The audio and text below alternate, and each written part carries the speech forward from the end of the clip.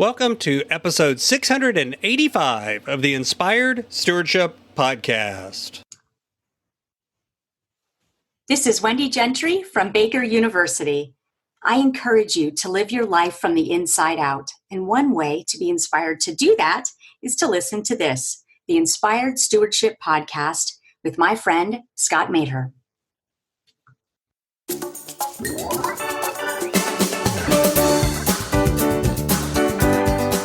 It's called shop therapy or retail therapy, depending on who you talk to, where people go out and purchase things to make themselves feel better. And it actually works in the short term because you get a dopamine hit from the purchase and you feel good.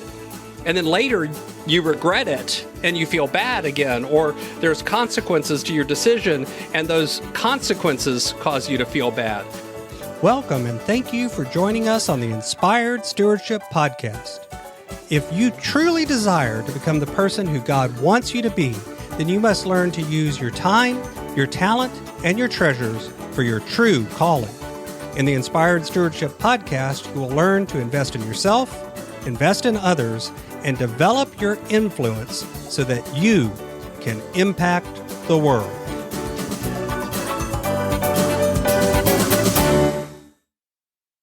In today's episode about investing in others through stewarding your treasures, I talk with you about why we are often not very rational in our view of money. I share why this should matter to you and how you can recognize and modify your view of money. As we talk about stewarding your treasures, wouldn't it be great if you could support this podcast and do it without costing yourself an extra dime? Turns out you can. All you have to do is use inspiredstewardship.com/Amazon when you're ready to make a purchase via Amazon, and a small commission will come back to support the show. If you enjoy the show when you're ready to buy from Amazon, just use inspiredstewardship.com/Amazon.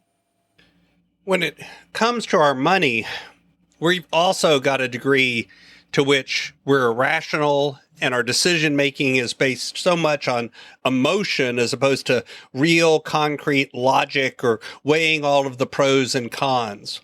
You know, that book that I talked about earlier this week, Predictably Irrational, that's really the main focus of that book.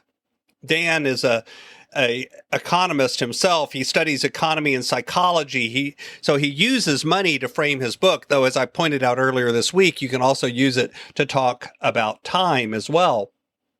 And it's all sorts of things. He talks about, how we make decisions. And one of the anchors he talks about, one of the ideas he talks about is the idea of the menu effect, meaning what choices you present to people affects their decision making.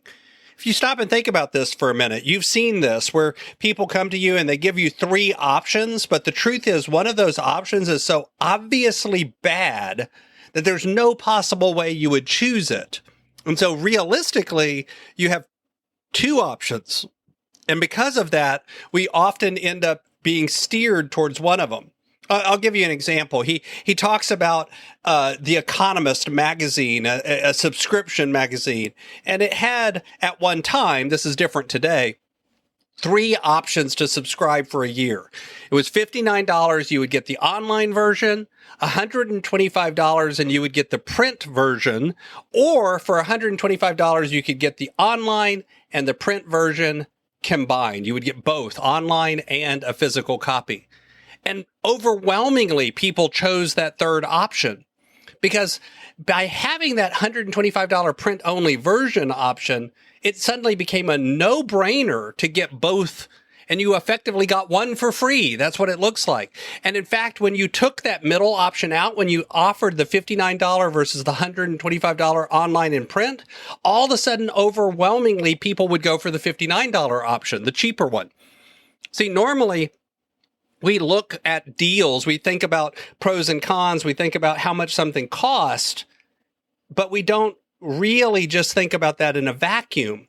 This shows how when we present money decisions can affect what we do. He talks about things like the anchoring effect. If somebody comes along and tells you once you've bought a product for a certain price, then you're kind of anchored to that price. That price suddenly becomes the reasonable price.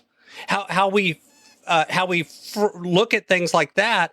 Think about supply and demand, which is a basic of economic principles. And yet the truth is that it's not exactly supply and demand. We can actually make decisions and have runs on a product that have nothing to do with supply and demand, but actually have to do with the emotional feelings that we have around it.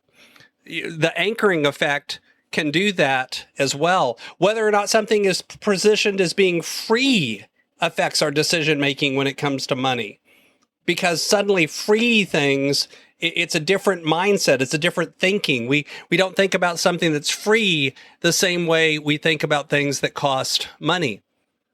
Again, he uses an example of if a friend asks you to help move a couch, you would move the couch. If a friend offers to give you $1 to help them move a couch, all of a sudden it feels insulting because they've tied a social norm, helping a friend, into a monetary thing, and they've undervalued it. They get it at a very low value. But in fact, if we would price that in a different way, then all of a sudden it becomes worthwhile. So the way we react to things has to do with our emotions about it, has to do with how it's presented to us, has to do with how even our emotional state. People will buy things sometimes when they're down.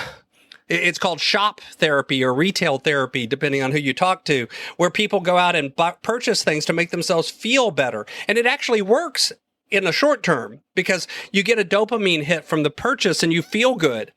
And then later you regret it and you feel bad again, or there's consequences to your decision and those consequences cause you to feel bad. So there's always a pro and a con. There's always another shoe that can drop later. The way we view money really matters. Understanding that it's not this sort of black and white thing, but it's much more about our emotions, our decisions, our habits, our behaviors is important. Because, for instance, doing a budget doesn't actually help you save more money. It doesn't actually help you achieve your goals. It's what you do in response to that budget. It's how do you track, how do you plan, how do you measure, and how do you change your behavior based on that?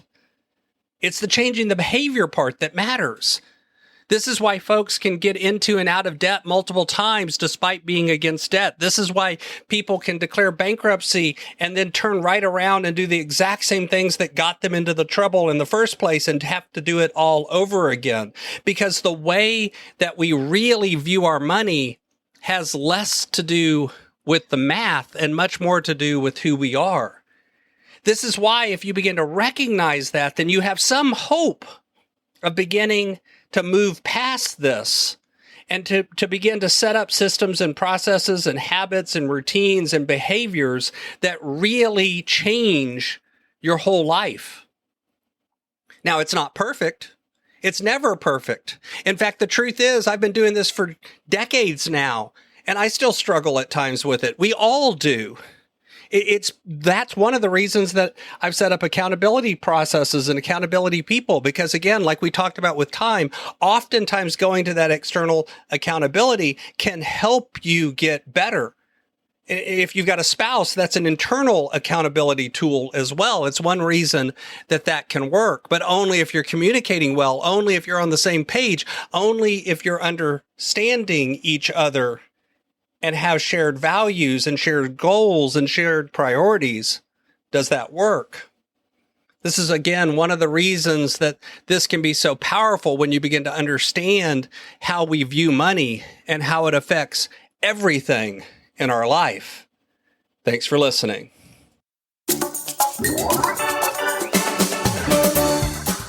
Thanks so much for listening to the Inspired Stewardship podcast.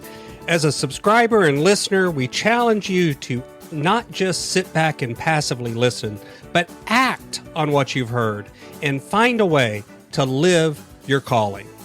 If you like this episode on the stewardship of treasures, you can sign up for our treasures tips by going to inspiredstewardship.com/treasures or text in the U.S. 44222 treasures tips. And we'll send you 5 weeks of our best tips on stewarding your treasures. Until next time, invest your time, your talent, and your treasures. Develop your influence and impact the world.